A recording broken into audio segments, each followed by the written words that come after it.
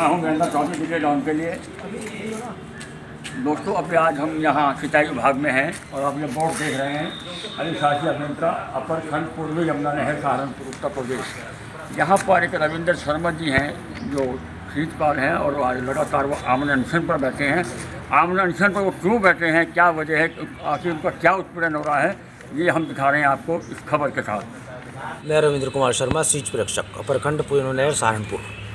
तो आप यहाँ आमरण अनशन पर क्यों बैठे हो?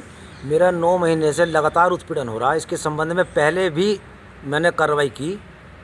उसके बाद यहाँ एक सुंदरलाल सीच प्रेक्षक थे जो अस्थायी मोस्ट जूनियर थे, उन्हें कार्यवाहक जिलेदार बना के भेजा गया था। उसी जिलेदारी में मेरा ट्रांसफ़र किया गया था और उसी ने सभी का उत्पीड़न किया, वहाँ से कर्मचारियों का भी, किसानों का भी, सभी का, और लगातार करता आ रहा। बहुत समझाया गया। अधिकारी यहाँ जो इससे पहले एक्शन थे, उन्होंने, जिन्होंने उसे नियुक्त किया था, परेशान होकर उन्होंने उसे उसके मूल पद पे हलालपुर क्षेत्र में भेज दिया।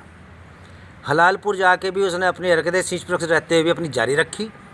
अपने वाइफ को साथ में ले लिया और उससे ITR में हमारी प्राइवेट सूचनाएं, हमारी व्यक्तिगत सूचनाएं, जिसे किसी का अधिकार नहीं है, हमारी गोपनीय सूचना देने का किसी को अधिकार नहीं है, उसने लगातार मंगवाई।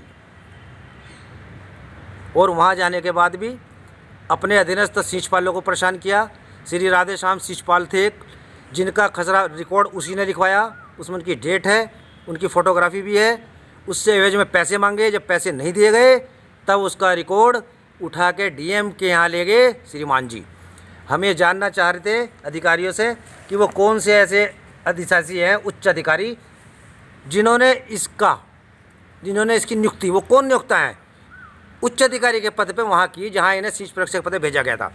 इसके लिए प्रमाण की जरूरत नहीं है, प्रमाणित है कि सबसे बड़ा अधिकारी यही था वहाँ। और जो हमारे इंजीनियर अधिकारी हैं हमारे, उनके पद मृत कर दिए। इसीलिए उसे DM साहब के पास हमारे सीचपाल का रिकॉर्ड ले जाके रखना पड़ा। वो नियुक्ता कौन है, उसका नाम चाहिए हमें, किसी ने उसकी नियुक्ति की। अब हमारे यहाँ जो हमारे एक्शन आए थे ट्रांसफ़र के बाद, मौर्य साहब, दुर्भाग्यवश उनका एक्सीडेंट हुआ, उनके चोट लगी, वो छुट्टी पे हैं। ICD के एक्शन को चार्ज मिला कार्य करने के लिए।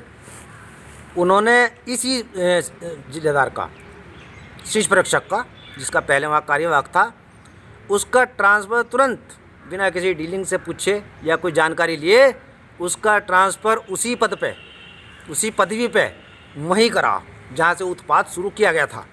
उसने कहा कि मेरा मान सम्मान तब वापस मिलेगा तब मुझे उसी पदवी पे वहीं भेजा जा। उसका मान सम्मान समझा गया। अधिकारियों ने न तो अपना मान सम्मान समझा, न किसी कर्मचारी का मान सम्मान समझा। तो अब आपकी क्या मांग है? हमारी यही मांग है, सबसे पहले तो हमें बताया जाए, चलो इस नियुक्ति किसने करी ये भी नहीं हम पूछते। एक तो हमारी वेतन की मांग है।